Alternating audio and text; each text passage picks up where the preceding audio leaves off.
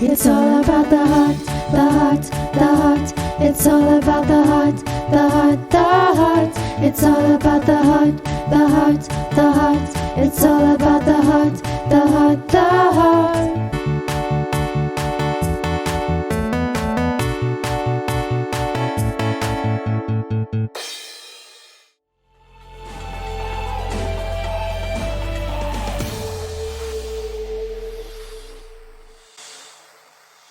Hi, and welcome to The Heart of the Matter, the show that's all about figuring out our hearts and what really matters. When we talk about our heart, we're talking about the very core of who we are, not just literally the organ that pumps our blood, but our identity and our emotions, the place from which we love and connect with God. God cares deeply about our hearts, and the life of David from the Bible helps us think about how we are looking after our hearts and making sure that they are open to God and are focused on Him and set on His ways. Last week, we saw how David was anointed as the king of Israel. God chose him as the king over the previous king, Saul, because Saul's heart had become hard toward God, and he didn't obey and follow Him. But David, although he was not perfect by any stretch of the imagination, had a heart that loved and honored God. At the end of the day, whatever we do and wherever we go, whoever we become, it's all about our hearts. Your heart is what really matters. Today, we're going to see how David's heart was filled with courage that came from God, and how we can ensure that we have courageous hearts that are full of strength and courage too. Let's cross over to Cray in the Field, who's learning a bit about courage from lions. When someone is really brave, we say that they have the heart of a lion, probably because lions are really strong and powerful, and because they're at the top of the food chain. They don't really have anything or anyone to fear. But that isn't really courage, is it? Because courage is not having nothing to fear. Courage is when we do have something to be afraid of, but we face it with faith and with confidence. We are afraid, but we do what we need to do in order to overcome that fear. Have you ever had to be brave? Maybe it was having to get an injection, or to go to the dentist, or you had to stand up in front of your whole class or your whole school and give a speech. Or maybe you've had to stand up to a friend who wasn't treating you or somebody else well. Being courageous is never easy because it's a risk. When we think of courage in terms of our relationship with God, we can think of courage as faith. When we trust God and do what He is asking us to do, even when we don't know how it will turn out, or even if we feel like we don't know if we'll have enough power and strength and wisdom or ability to do it. Then we are able to have courage because our hearts can honor Him. Today we're looking at one of the stories in the Bible in which we see the incredible courage of David when he went up against a giant called Goliath. He was able to have courage because he trusted God and knew that God was stronger than any human being he could face. During the time of Israel, while Saul was king, there were people called the Philistines who were terrorizing and attacking the Israelites. At one stage, the Israelites were camping out in the Elah Valley, and the Philistine army was camped on the other side. The Philistines had a great soldier who was a giant. His name was Goliath. He taunted the Israelite soldiers and kept shouting at them across the valley, "What are you doing there? I am a Philistine, and you are all slaves of your king Saul. Choose one of your soldiers to fight against me. If he wins and kills me, we will be your slaves. But if I win and kill him, you will be our slaves. I dare one of you to come and fight me." Every morning, Goliath would come out and shout this to the Israelites. When Saul and the Israelites heard this, they were terrified, and they knew that no one would fight against Goliath. One day, however, David, who really loved and honored God, and was the youngest son of Jesse, was sent to take supplies and food to his brothers who were fighting against the Philistines. He arrived at the Israelite camp in the morning just as Goliath was shouting his challenge across the valley. David heard what he was saying and saw how all the Israelites ran away from him because they were scared. They said, "Look at him. Listen to his challenge. King Saul has offered a big reward to the man who killed him. That man will get to marry the king's daughter, and he and his whole family won't have to pay taxes. David said, "Who is this Philistine to defy the army of the living God? Who does he think he is?" Some men heard David and told King Saul, who sent for him. David said to Saul, "Your Majesty, no one should be afraid of this Philistine. I will go and fight him." Saul said, "You can't fight him. You're just a boy, and he's been a soldier his whole life."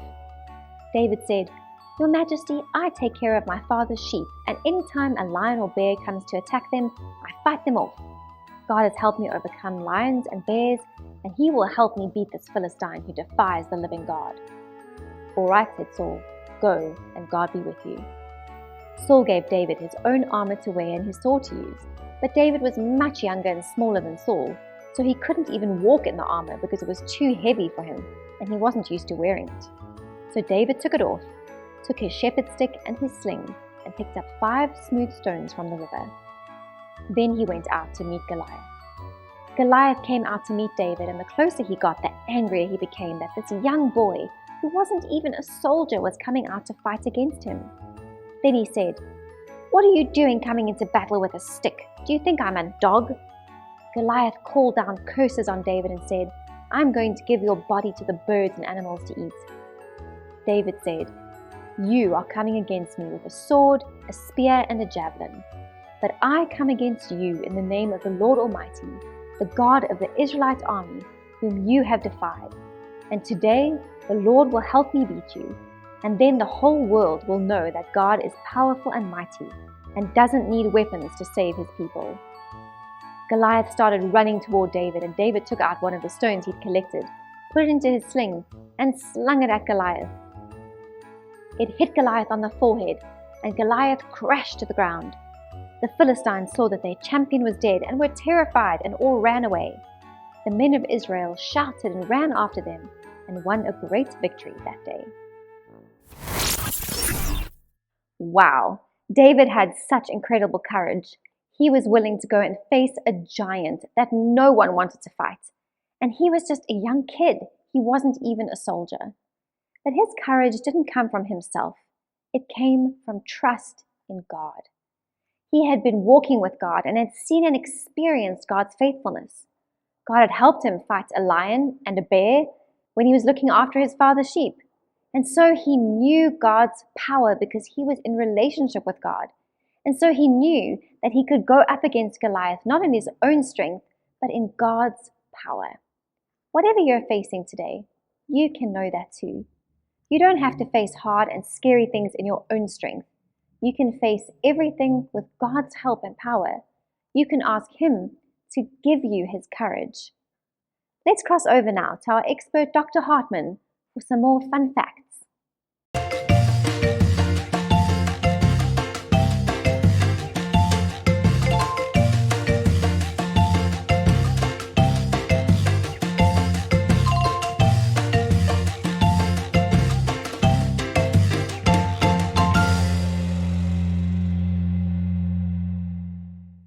Have you ever had to do something that was so scary or for which you needed courage? And did you notice something happening to your heart? It started beating faster and more loudly, right?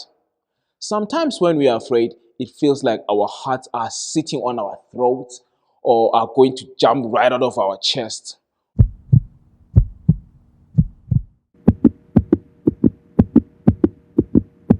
When we are afraid, our bodies want to give us a better chance to be able to face the danger, so it pumps up more blood.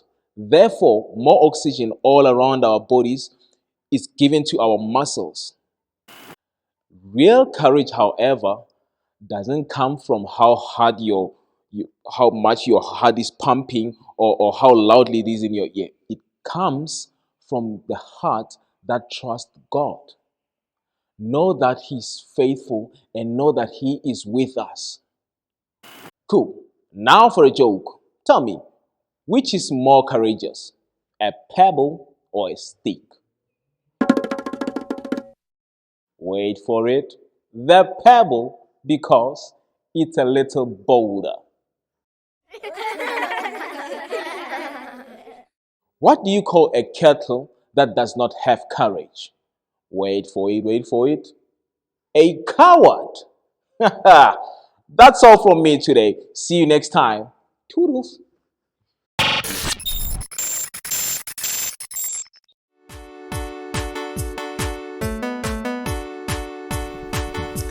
It's all about the heart, the heart, the heart. It's all about the heart, the heart, the heart. It's all about the heart, the heart, the heart. It's all about the heart, the heart, the heart. People look at the outside, but God looks at the inside. People look on the outside, but God looks at the heart. People look on the outside, but God looks on the inside. People look at the outside, but God looks at the heart. The heart, the heart, the heart. It's all about the heart, the heart, the heart. It's all about the heart, the heart, the heart. It's all about the heart, the heart, the heart. People look at the outside, but God looks on the inside. People look at the outside, but God looks at the heart. People look on the outside, but God looks on the inside. People look at the outside, but God looks at the heart.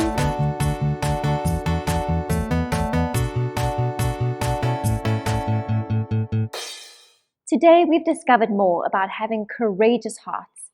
And David is a great example of someone who let faith make him brave. Let's cross over now to Street Beat as we try to answer the question, so now what?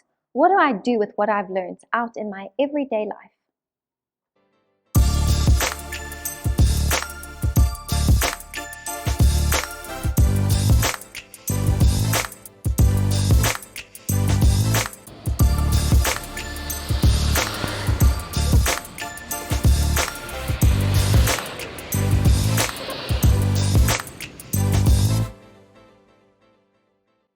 Hello and welcome to Street Beat.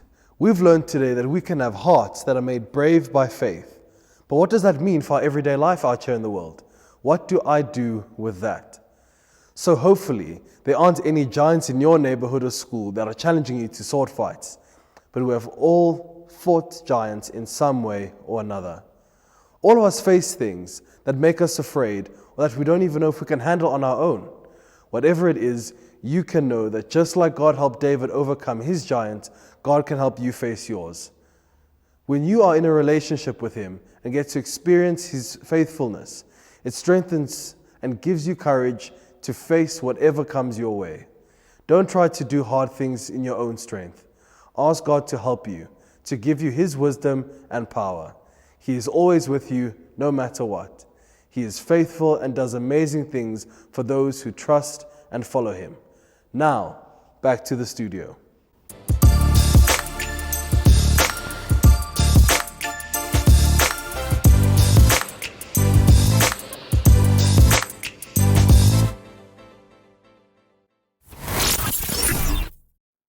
So, may we face scary things, not in our own wisdom and strength, but in the power of God.